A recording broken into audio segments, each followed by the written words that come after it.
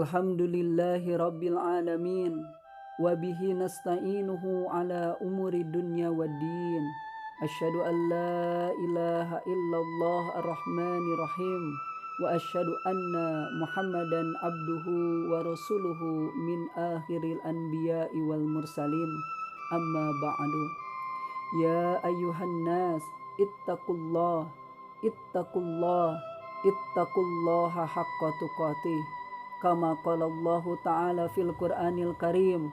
A'udzu billahi minasyaitonir rajim. Bismillahirrahmanirrahim. Ya ayyuhalladzina amanu taqullaha haqqa tuqatih wa la tamutunna illa wa antum muslimun. Alhamdulillah, puji serta syukur marilah kita sama-sama panjatkan kehadirat Allah Subhanahu wa Ta'ala. Alhamdulillah, berkat kudrah, iradah, inayah serta bimbingannya, pada kesempatan siang yang berbahagia ini kita masih diberi kemampuan, diberi kesehatan, diberi kekuatan oleh Allah Subhanahu wa Ta'ala untuk melaksanakan kewajiban kita sebagai kaum muslimin, yaitu ibadah sholat Jum'ah.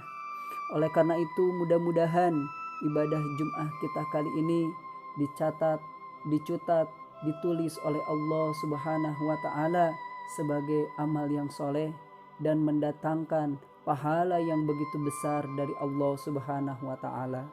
Rasulullah Shallallahu Alaihi Wasallam mengingatkan kita dengan sabdanya, "Man gosala, barang siapa yang mandi, wagtasala, kemudian dia mensucikan dirinya dengan berwudu, yaumal jumu'ati, pada hari Jumat, wabakaro wabtakaro, kemudian dia bersegera dan menyegerakan dirinya untuk datang memenuhi panggilan Allah dengan cara melaksanakan ibadah sholat Jumat, dia tidak terlambat kecuali terlambat karena alasan syar'i.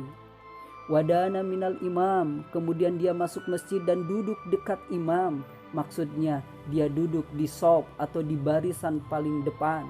Fa'angsit, kemudian dia diam mendengarkan khutbah yang disampaikan oleh khatib dengan penuh kekhidmatan dan kehusyuan. Maka apa balasannya? Rasulullah Shallallahu Alaihi Wasallam mengatakan, "Fakana lahu bikulli khutwatin yahtuha siyama sanati wa qiyamaha." Maka setiap langkah kakinya dari rumah menuju masjid untuk melaksanakan sholat Jumat tersebut, dengan syarat dia mandi pada hari Jumat, kemudian dia mensucikan dirinya dengan berwudu, kemudian dia bersegera datang ke masjid, tidak datang terlambat, dia duduk di depan, di saf paling depan, kemudian dia diam mendengarkan apa yang disampaikan oleh khatib, maka pahalanya setiap langkah kakinya dari rumah menuju masjid seperti orang yang melaksanakan saum dan qiyamul lail selama 1 tahun lamanya. Wadzalika 'alallahi yasir, yang demikian itu bagi Allah sangatlah mudah. Oleh karena itu, sekali lagi semoga ibadah Jumat kita kali ini dicatat sebagai amal soleh. Amin ya Allah ya Rabbal Alamin. Salawat serta salam semoga tercurah limpah kepada junjungan alam, qudwah hasanah, uswatun hasanah, manusia terbaik sepanjang masa, Kangjeng Nabi Muhammad Sallallahu Alaihi Wasallam, kepada keluarganya, kepada para sahabatnya, para tabi'in, tabi'ut tabi'in, itba'u tabi'ut tabi'in, atba'u itba'u tabi'ut tabi'in, hingga umatnya sampai akhir zaman. Hadirin sidang Jum'ah yang dimuliakan Allah Subhanahu wa Ta'ala, mengawali khutbah Jumat ini, khatib berwasiat kepada kita semua, terutama kepada diri khatib pribadi, untuk senantiasa berusaha meningkatkan ketakwaan kita kepada Allah Subhanahu wa Ta'ala. Apalagi di tengah pandemi saat ini. Terlepas dari benar atau tidaknya pandemi COVID-19, apakah ini sebuah konspirasi atau perang senjata biologis dan sebagainya, faktanya ada korban dari keganasan COVID-19 ini. Jika COVID-19 ini murni merupakan virus pada umumnya, bukan karena konspirasi ataupun ada kepentingan dagang senjata biologis, ada kepentingan ekonomi dan persaingan di bidang farmasi, maka kita berdoa kepada Allah Subhanahu wa Ta'ala agar Allah Subhanahu wa Ta'ala segera menghilangkan COVID-19 dan orang-orang yang teridentifikasi terdiagnosis positif COVID-19 segera Allah Subhanahu wa taala sembuhkan. Tetapi jika memang ini merupakan sebuah makar, konspirasi, ada kepentingan segelintir orang untuk meraup keuntungan, ada perang senjata biologi di sana, ada persaingan di bidang farmasi, di bidang ekonomi, COVID-19 dibuat oleh seseorang atau sebuah lembaga atau bahkan sebuah negara, maka semoga Allah Subhanahu wa taala menghancurkan mereka dan orang-orang yang menjadi korban keganasan mereka segera oleh Allah Subhanahu wa taala sembuhkan. Mengapa khatib berdoa kepada Allah Subhanahu wa taala agar mereka dihancurkan? Karena begitu banyaknya korban dari ini semua. Banyak hak asasi manusia yang terampas, ada yang wafat, ada yang kehilang pekerjaannya, usaha-usaha banyak yang gulung tikar, beribadah pun menjadi tidak khusyuk. Kualitas SDM terutama di bidang pendidikan mengalami degradasi, mengalami penurunan, baik aspek kognitif pengetahuannya, baik aspek afektif, moralnya, sikapnya, akhlaknya, karakternya, dan life skill, yaitu keterampilan hidupnya. Bisa terasa mungkin oleh bapak-bapak jamaah semuanya bagaimana ketika kita memiliki anak dengan kondisi saat ini, dengan pembelajaran yang tidak seperti biasanya, pasti mengalami yang disebut dengan degradasi pendidikan, baik dari aspek kognitif, aspek afektif, dan life skill. Hadirin sidang Jum'ah yang dimuliakan Allah Subhanahu wa taala. Oleh karena itu, agar tubuh kita tetap sehat, jiwa dan raga kita tetap kuat di tengah pandemi seperti ini, untuk kesehatan psikis atau ruh atau jiwa, yang pertama mari kita sama-sama tingkatkan ketakwaan kepada Allah. Wa may yattaqillah yaj'al lahu makhraja. Barang siapa yang bertakwa kepada Allah, pasti Allah akan beri jalan keluar, Allah akan beri solusi yang terbaik di tengah pandemi ini.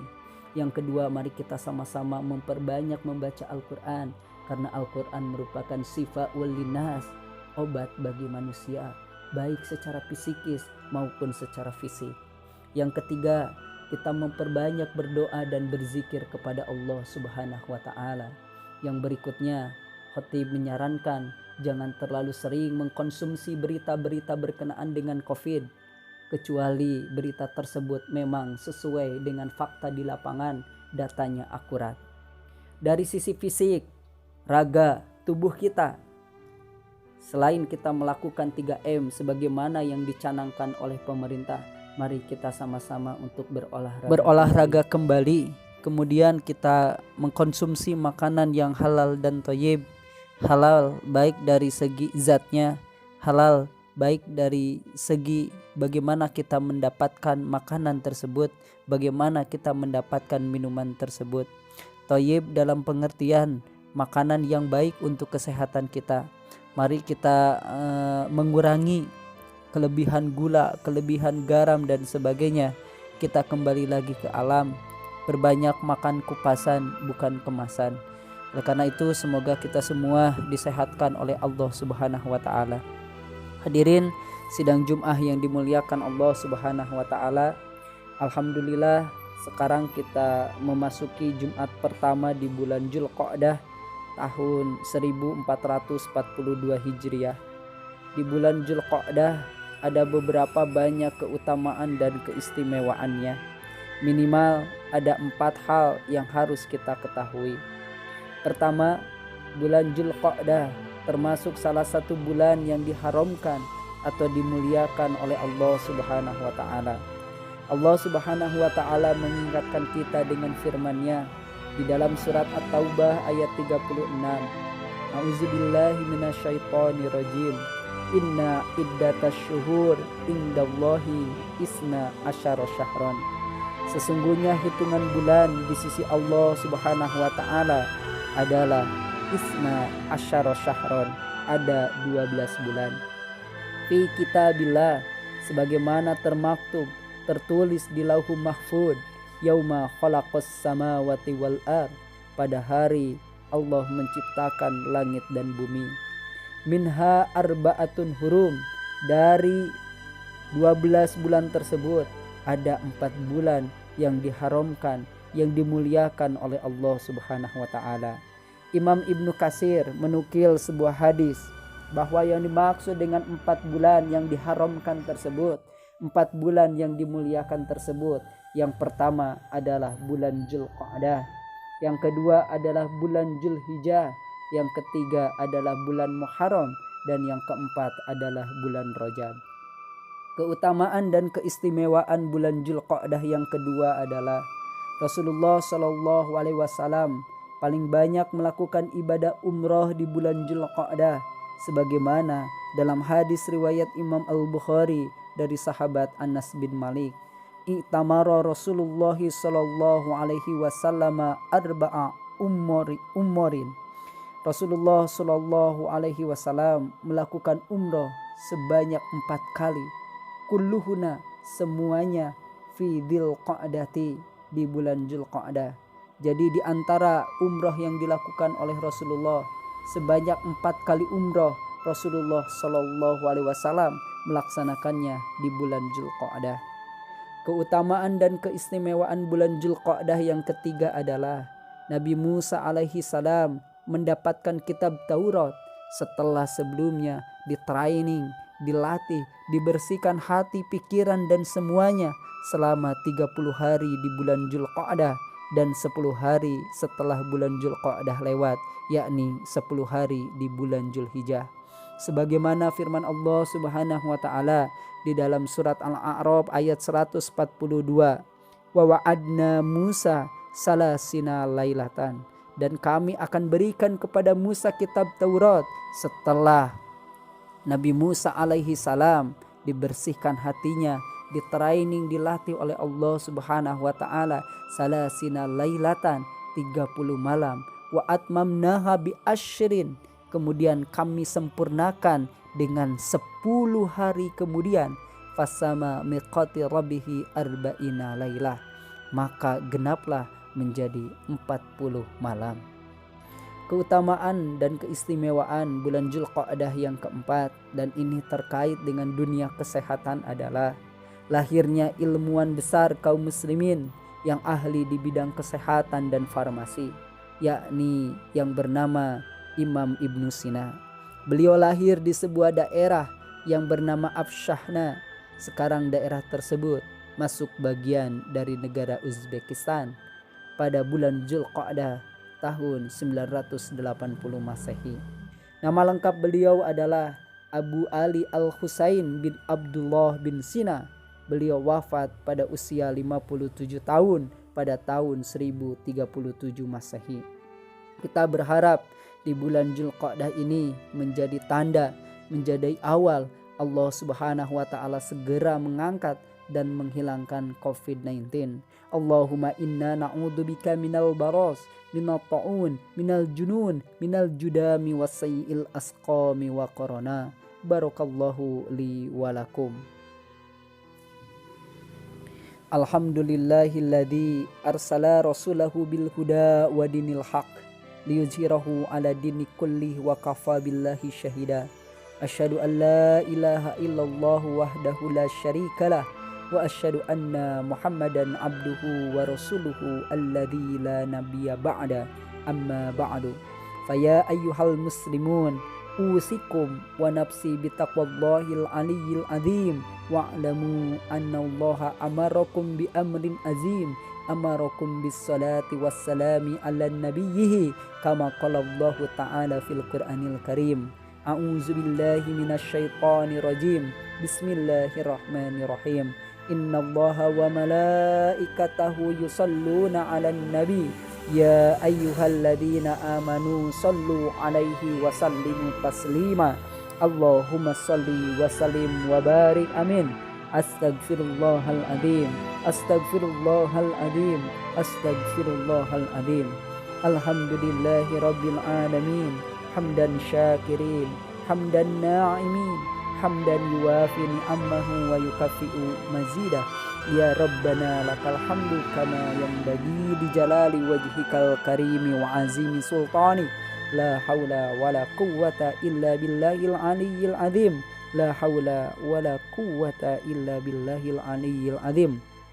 Allahumma ighfir lil muslimina wal muslimat wal mu'minina wal mu'minat al ahya'i minhum wal amwat birahmatika ya arhamar rahimin. Allahumma ighfir lana wa liwalidina warhamhum kama rabbawna shighara. Allahumma inna nas'aluka ridhaka wal jannah wa na'udzubika min sakhatika wan nar.